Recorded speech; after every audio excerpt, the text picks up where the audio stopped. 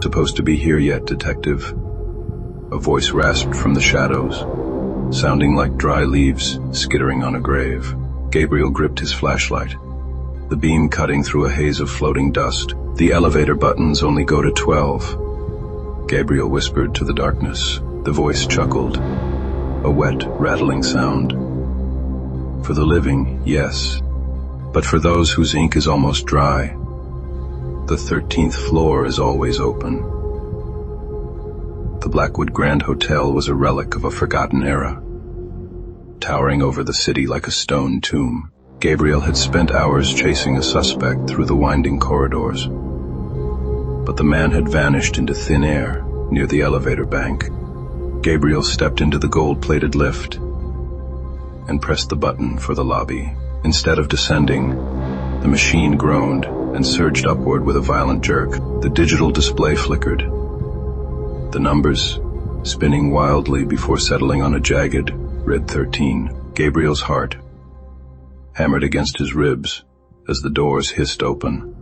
The hallway was narrow, lined with doors that had no handles. The carpet was a deep, bruised purple, and the air was so thick it felt like breathing through wool. At the very end of the hall sat a small, mahogany desk. On top of it lay a massive, leather-bound book. There were no windows and no other people, yet the sound of scratching pens echoed off the walls. Gabriel walked toward the desk, his boots making no sound on the heavy carpet. He felt a cold sweat break across his neck. He reached out to touch the book, and the temperature in the room dropped until his breath misted in the air. The cover was warm to the touch, and it felt remarkably like human skin. Gabriel opened the ledger, the heavy pages turning with a wet, sticky sound.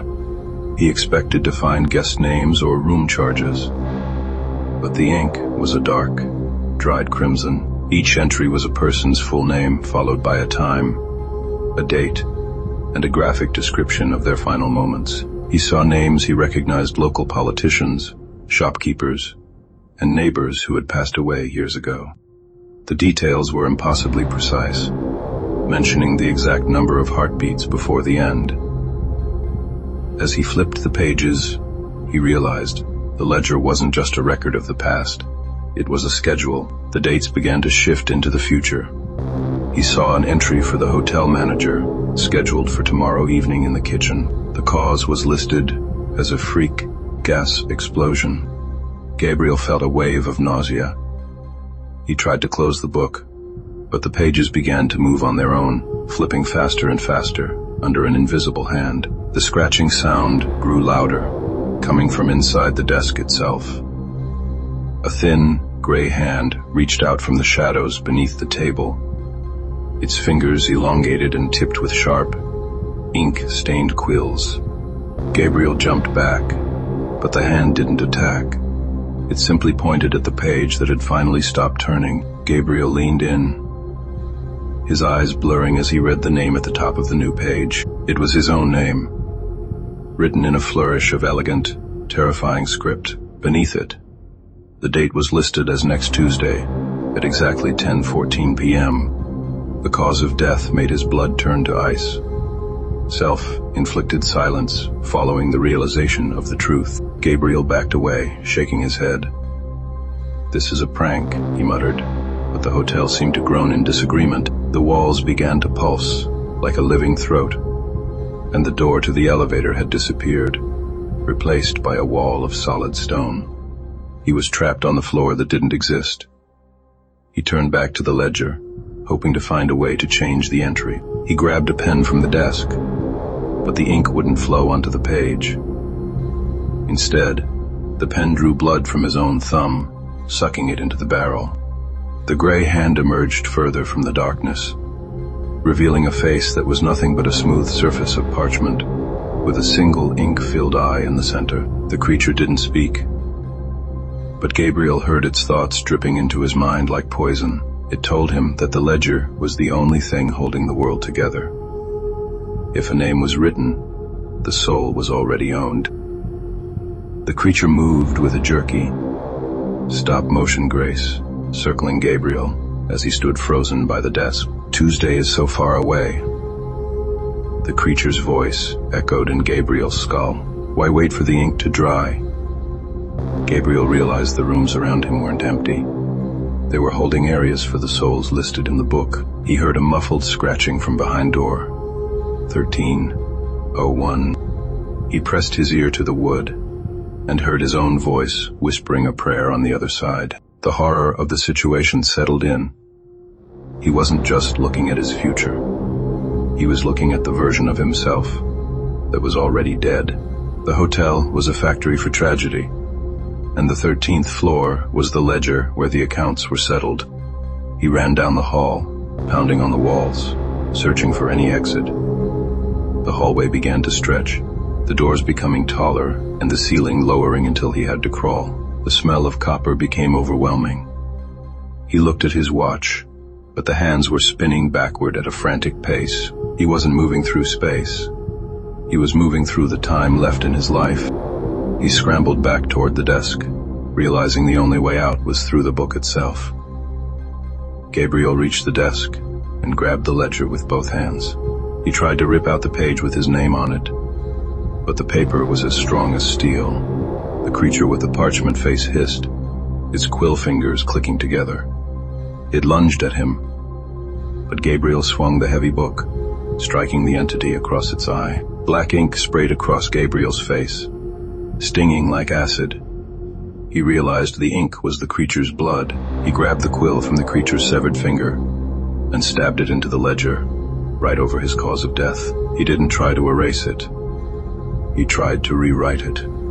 He scrawled leaves over the crimson letters, but the paper absorbed the words instantly, leaving the original text untouched. The floor began to tilt, and the purple carpet turned into a pool of dark liquid. Gabriel was sinking.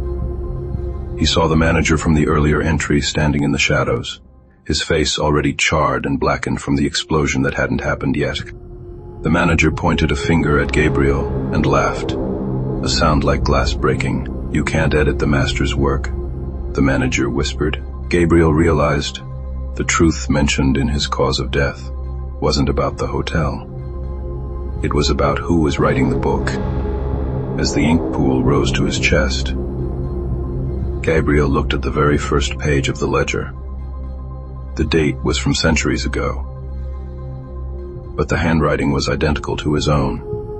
He looked at his hands and saw the ink-stained quills beginning to sprout from his fingertips. The realization hit him like a physical blow.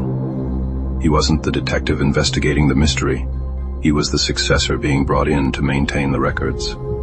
The person who finds the ledger is the one who must write the next century of deaths. The self-inflicted silence wasn't a suicide.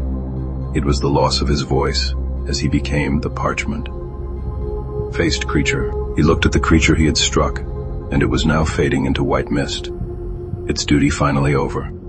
Gabriel tried to scream, but his mouth was already beginning to seal shut, the skin growing over his lips like wet paper.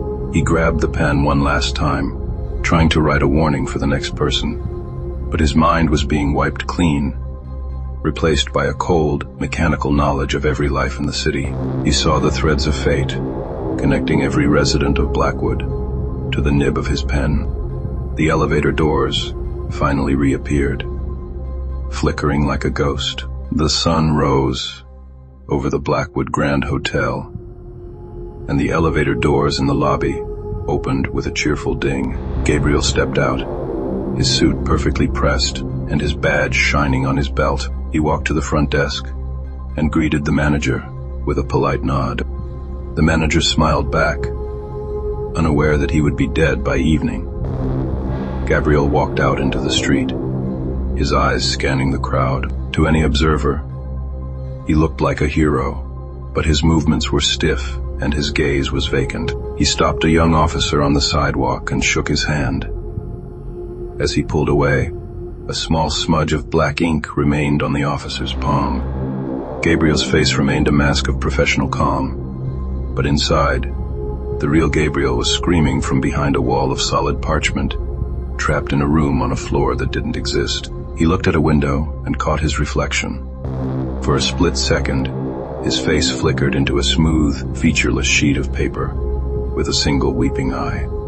A dark, jagged smirk twisted his lips. A villain's triumph hidden in a hero's skin. He didn't fear Tuesday anymore. He was the one holding the pen now, and he had so many names left to write.